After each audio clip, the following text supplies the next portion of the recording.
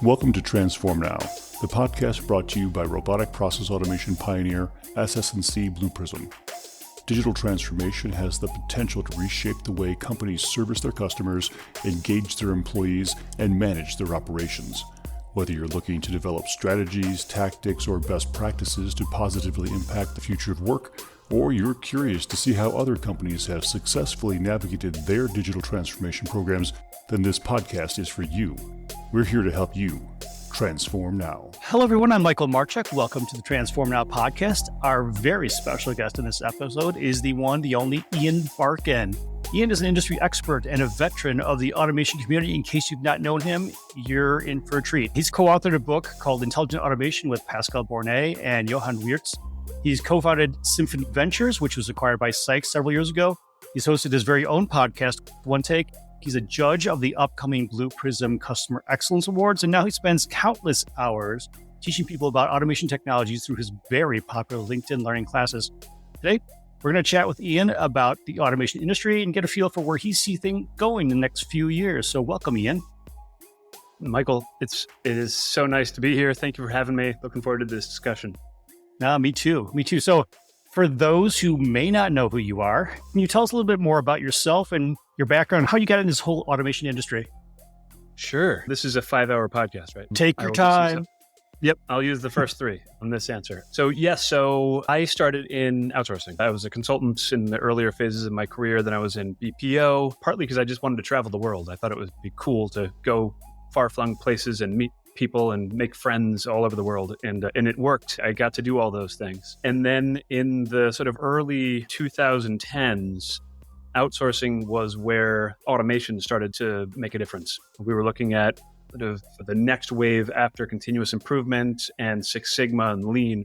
We were looking at how you continually transform operations and delivery, and that was with automation, and ultimately with a class of automation that came to be known as robotic process automation, thanks to Blue Prism, who coined the term back in sort of 2013, 2014 timeframe. And so I was there reading about it, thinking it was very cool, geeking out about it, thinking I really want to try it, and was lucky enough to find some places to apply and try and prove out the concept in 2013, 2014. And the rest is history. I was able to, with some amazing friends and colleagues, establish one of the very first and a really large center of excellence to prove this out, prove the technology, prove the concept, deploy a solution for a client, and then took the leap and started Symphony Ventures, as you mentioned, in 2014. And from there, we were able to work with enterprises around the world and really put RPA to the test and prove that it could be game-changing for how operations become more efficient, become more digital, and transform themselves. So we've seen this growth and the expansion of RPA, robotic process automation. And we all heard that these digital workers would become more and more capable over time. And we've seen that with the introductions of IDP, NLP, and a bunch of other 3-letter acronyms. Where do you see organizations making the most headway in their quest for making the most of these interactions with their customers?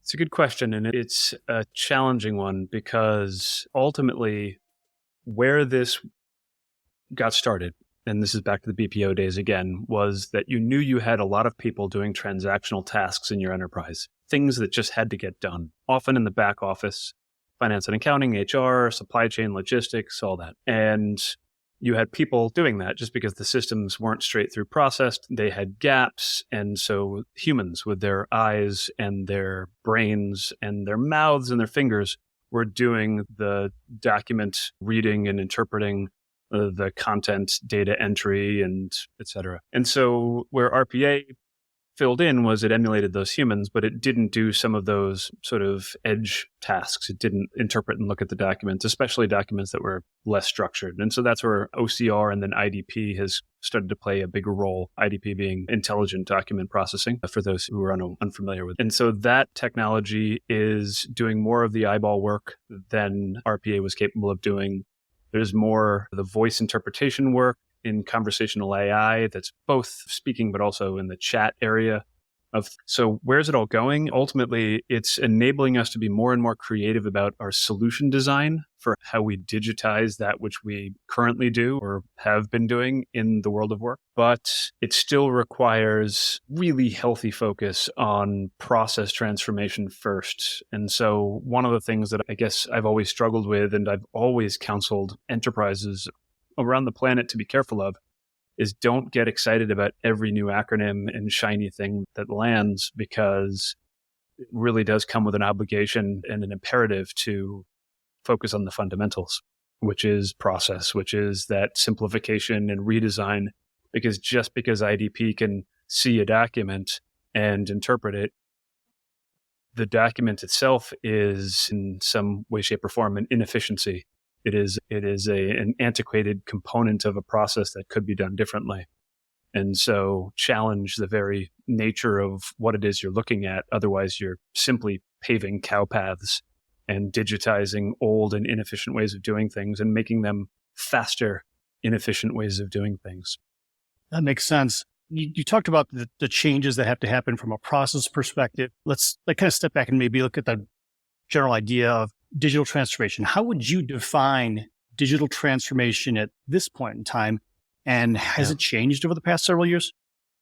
Yes, digital, it's all an aspiration, right? It's all putting words to a dream that stuff could work better, right? And so in digital is interesting because it's stuff working better thanks to software. And we've been using software for a long time. We all use computers to do much of what we do. That is a massive digital transformation from the days of just paper ledgers.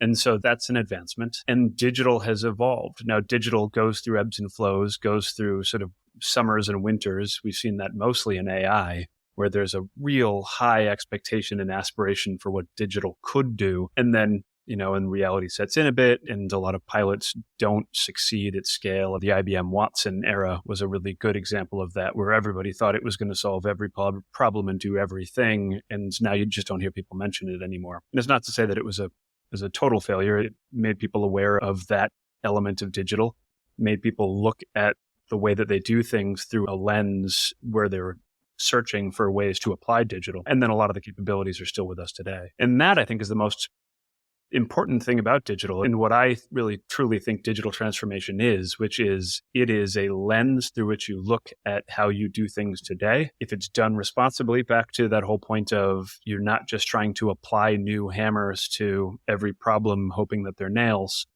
You are truly challenging how you do things today, and in context of knowing what's available to you in a toolkit. And so it's that lens, it's that toolkit, and it's that aspiration to make things better. And I guess I'd make this answer longer by saying a better process, a leaner process, a more digital process is nice, but if it's not for a purpose, then you're really just geeking out and playing with toys. And that, unfortunately, has constrained a lot of successful wide-scale adoption, is people are just excited about shiny crap. And so that they go about trying to play with it and apply it, forgetting that happier customers, fewer phone calls, proactive support through processing, anticipatory truck rolls to reduce downtimes in equipment, those outcomes, that's what we're really going for. Certainly focusing on the outcomes and, to your point, the customers' desires for the interactions that they have with our organizations, whether they're public organizations or commercial organizations. So Absolutely. You mentioned that automation certainly provide the muscle behind to help to fundamentally alter the way these companies are working, but it also includes a much more human impact that can often be overlooked. Can you talk a little bit about what you're seeing and doing regarding the reskilling of employees to take on some of these new challenges? Perfect. Great question. So in 2012, 13, 14, the questions I would get from the media constantly were twofold. One was, how amazing is AI? And two, are we all doomed as humans? Are all of our jobs going to go away? And AI has proven itself to be complicated, and jobs have not gone away. And in fact, no large-scale deployment that I've ever been witness to has created a destruction of jobs, has created an evolution of jobs and a reallocation of the resources you have in your operation, which are capable people who understand the processes, understand why you're doing it, what customers need, what their true pains are, all of that stuff. And so you chose the right word. It's the reskilling and upskilling. It's the understanding the skills people have today so that you can do adjacency. You can look at, okay, you were a numbers person and this is how we're going to apply that knowledge now. Or you're empathetic and you were a people person and we're going to use that in more powerful ways than handling experience phone calls now. And so it is really contingent on enterprises to understand, again, that purpose, understand the people that they have, and map those career trajectories of where they can better apply people. If you could unleash your people to do more meaningful things, what would those things be? And this actually is where enterprises have across the board failed. I do not see the narrative would change from a robot can do X amount of work that a person could do, or X number of people's worth of work, right? That was the early narrative. And then we moved to more of a quantitative discussion around hours given back to the business. And so that was interesting. And it filled a bunch of case studies of thousands and millions of hours given back to the business. But there was never a substantive discussion about what they did with those hours given back and how they used them to further improve anything: product design, product support, customer care, cross-selling, proactive support of any sort. And so that's, I think, where the holistic nature of digital transformation really hasn't come to fruition yet in a lot of enterprises because they didn't approach this holistically. They approached it as a chance to play with shiny tools, and they didn't bring everybody to the table to figure out how best to enable and upskill and to transform their people to focus on things that mattered. Well, you bring to this some good points, and that is that it's digital transformation is not just a technology play. This is an organizational transformation as we're doing digital transformation. Digital may be part of it, but it sounds like to me that if you're not trying to reshape the roles of your people around the things that people are good at, yes, then you're really missing the point of the digital transformation. Yes, completely.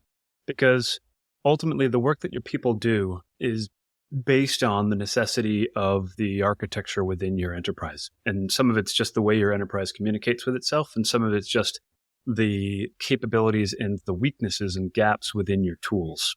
This is back to my heritage in outsourcing. You were using people to integrate systems. And you made the call that people integrating systems where those people were located onshore near your operations meant that you were paying them local wages. And outsourcing enabled you to tap into equal, if not greater, talent and passion elsewhere, where the economics were different and the local wages were lower. And so you were able to offshore the integration of your systems to a different team. And now, while that was somewhat innovative in so much as it took advantage of the fact that Ethernet got ones and zeros far away and fast, it didn't change the underlying element. That is, you're still just using people to integrate across gaps in your architecture. And so digital transformation really does call on you to look at everything differently, including, as you said, including how you use people to be more than simply robots integrating systems. And there are a lot of great things we do. As a people, I can't speak for all of our kind, but I think we're pretty good at empathy and understanding and creativity and design and anticipation. And all of those things make for better products, for better services. And that's how we should be used. And that's how enterprises need to approach this. And some have, and some are on the way there, but it really does take for a much more comprehensive digital transformation mindset, strategy, and sort of executive mission. So one of the things that struck me when you were talking about the way that the people are used for system integration is that if we scroll way back and these brand new computer things came in the 90s that everyone thought were going to, again, take jobs, the reality is that as those systems have been put in place across all of our organizations, people tended to become the ambassadors for these systems to be able to manage things more efficiently.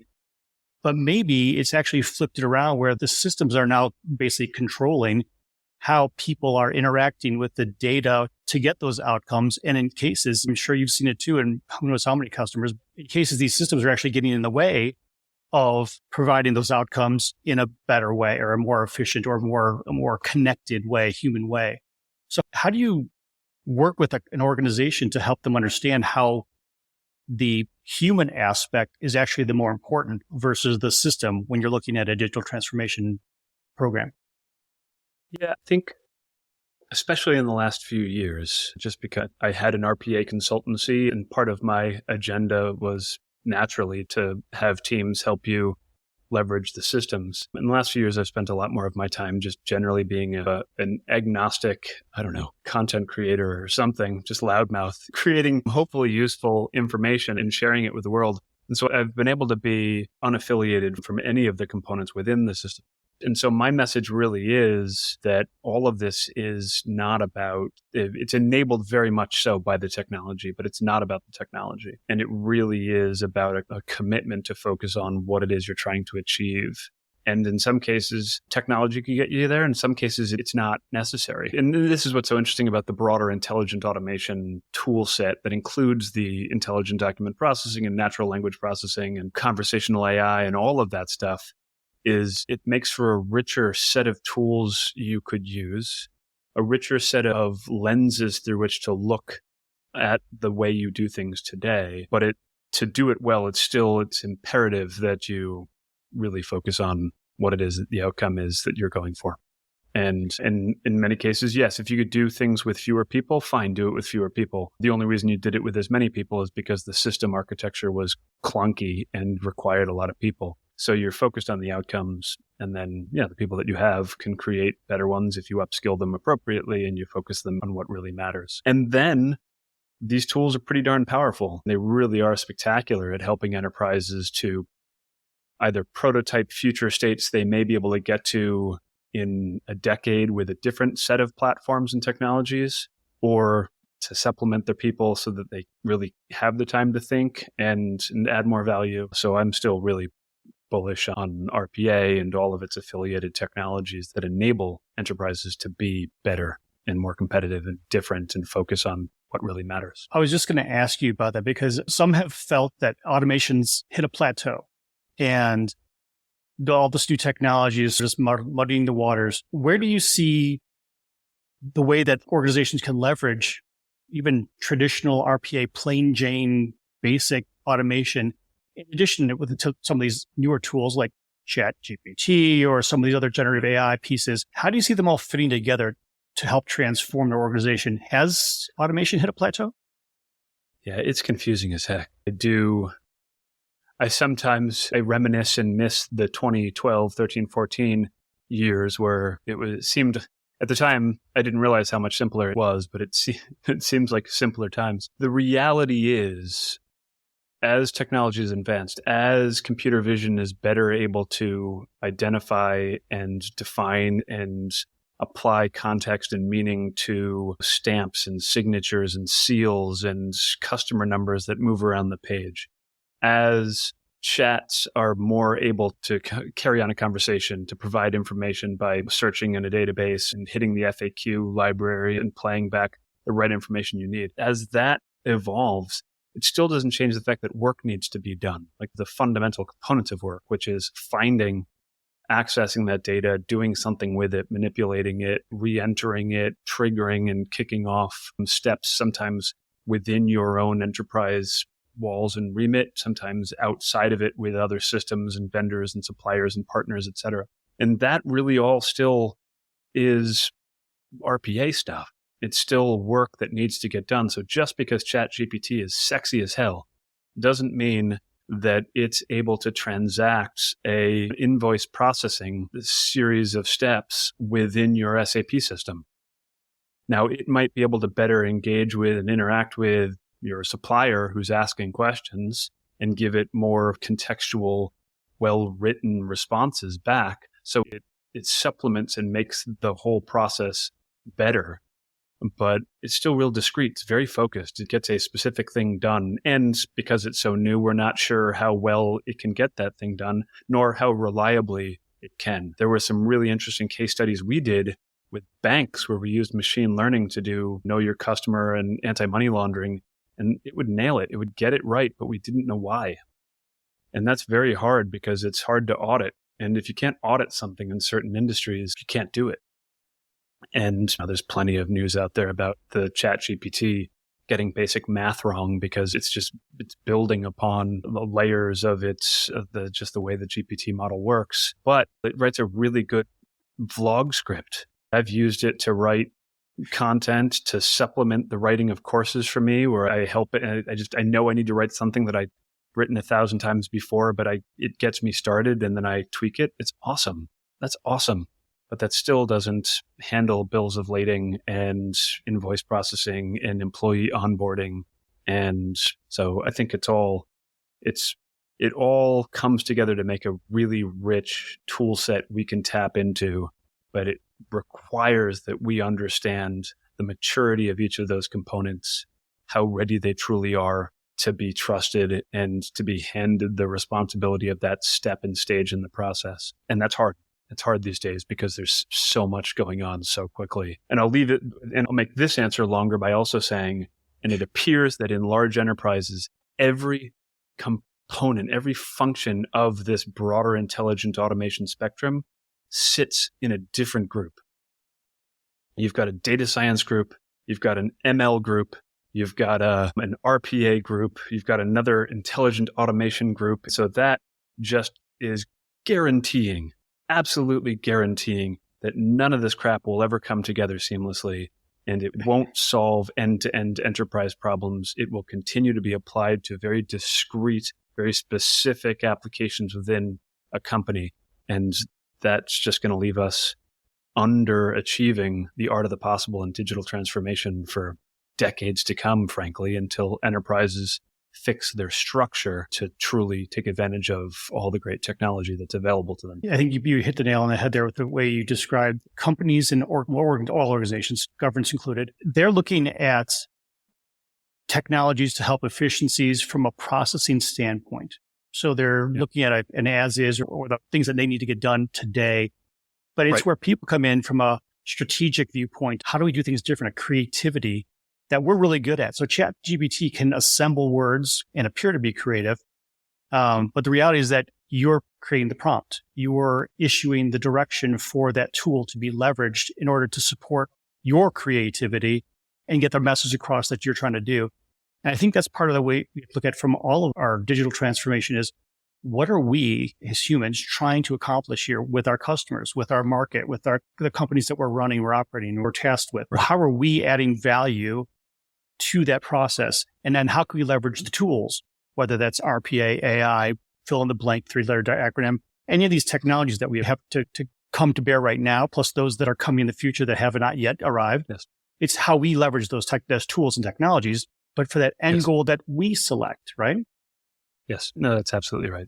That's absolutely right. And again, we owe it to ourselves and our own future careers and to stay relevant, to know how those tools are plugging in to solve the problems and not just trust them blindly, right? You got to learn how to do long division before you can use a calculator. You got to have to understand, it's like marketing, you got to understand your buyer persona and who you're going for and what message that they need to hear and what resonates with them before you go off to ChatGPT and ask it to write the right set of copy to address the needs and behaviors of that particular buyer persona. And yes, are we doing a good enough job in every level of education right now, from kindergarten up to university, on how to best evolve our educational focus to work with technology? In some cases we are, in some cases that sort of education focus is lagging behind what's possible in technology, and do that in spades in enterprises where they're struggling to figure out how to keep everybody up to speed on all of this. It's hard. When the world was simpler, it was easier, but this is a really complex, nuanced, and fascinating world with lots and lots of tools at your disposal. So switching gears on you, with all of your experience and the philosophy you were just espousing, as you go through the Blue Prism Customer Excellence Awards, what kind of things will you be looking for? That's a great question. Let's see. So I'm going to be looking for, and I'll back up to go forward, because I've been lucky enough to be playing with Blue Prism since 2013. and worked with some major clients around the world in healthcare and banking and logistics and supply chain. And often we tackled really complex projects. Right? It wasn't proofs of concept. It was full end-to-end, painfully complex projects that took years off and really impacted the hairline. But I'll be looking for how much more common that is for more sophisticated, broader, more complex solutions that are doing end-to-end things to help enterprises to truly, again, deliver great service to the customer of that process. And by customer of that process, I mean, we did great things in HR where the customer of the process is the internal teams, the employees, the managers who had to handle medical leave filings and work absence management, payment calculations, those sorts of things. And they made a big difference. I'll be looking for that, for the wholeness of the solution and the maturity of the approach to create those outcomes. And then I guess the other thing, which we didn't do as much back in my day, that's sad. I'm going to sit in a rocking chair and yell at kids in my front yard. But in my day, it was more singular, as we talked about. It was just the RPA transacting in the enterprise systems. I'll be really curious to see how all the auxiliary technologies like process mining or task mining, how intelligent document processing and other things like that are being incorporated into creating even more robust solutions. Then I guess the other one was just to see whether, I guess two more. One is how much of this is on-prem versus in the cloud. That's an interesting evolution of where this stuff lives. And then the other, which was in the olden days, happy golden days, it was mostly back office. And then there was the aspiration to transition to more of the customer care in the front office and more interactive stuff. So to see whether there's been any advancements in that area to better handle customer care. That makes sense. I know you'll be doing your best as you review these things, and we're very, very thankful that you are. So you've been pumping out a lot of content, whether that's writing books or doing your videos and training courses and everything else. What kind of things have you been reading that have been inspiring you? I basically just watch 8 hours of TikTok a day. And I figured as much. Then based on the last couple of courses I watched of yours. Yeah.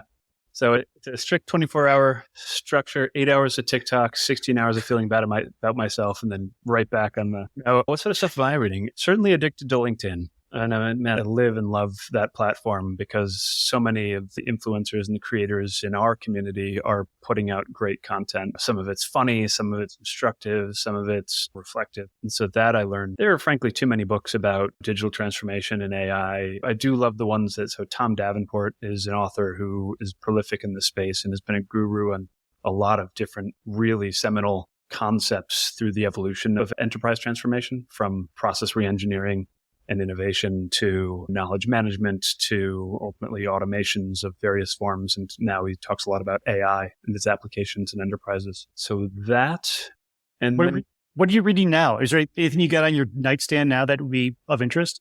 I'm incapable of reading any one book at the same time. Let's see. Which of the 9 books is on top? I'm looking at my bookshelf down next to me. It actually is, it's a Davenport book. There's the AI Advantage is a book that I'm reading right now. Oh, All In on AI is the other one that he just had come out. That's interesting. And then the rest of the stuff I read is more about examining the history of work, just how work has been looked at throughout time as far as what are we in that equation. And I really do love like enterprise sort of organizational psychology. I think it's what I spend more of my time talking about, really. It's the people who are the real components and drivers of change. And how do we understand that? How do we incentivize that? I find it fascinating, especially in the early days of the citizen movement, where we're talking about sort of citizen development and individuals who are non-technical or non-specialists playing a bigger role in playing a part in transforming the work that they do specifically, and then the work that sort of they see or influence around them. The jury's still out as to whether that's going to be heavily impactful to how enterprises do things, but I'm fascinated by the citizen movement and also how we incentivize or disincentivize them to and enable them to be making a difference in their enterprises. It's interesting. You mentioned Tom Davenport. We had him on our podcast, I think, last year. And then regarding some of the organizational philosophy kind of stuff that you talk about, how you look at the psychology of how you manage an organization. We had Tony Miller on, was up last year as well. She's excellent at that. She's got a book coming out sometime soon here too. So I love seeing that whole concept of really re-examining what we're trying to do as people who are leading organizations and helping them, their customers, whoever their customers may be, to have a better experience. Right. Yeah, and I guess it just comes from my grumpy, grizzled side of, yes, now ChatGPT is very exciting. And just hours ago, Web3 was, and hours before that, crypto and blockchain were, and the metaverse. And goodness, you could just get whiplash if you just race from one of these concepts to the next. But the foundations, the underlying sort of just the fundamentals that make an enterprise successful, stick to those, and then look maturely through your own lens to interpret how any of these capabilities can enable you to get those fundamentals done better.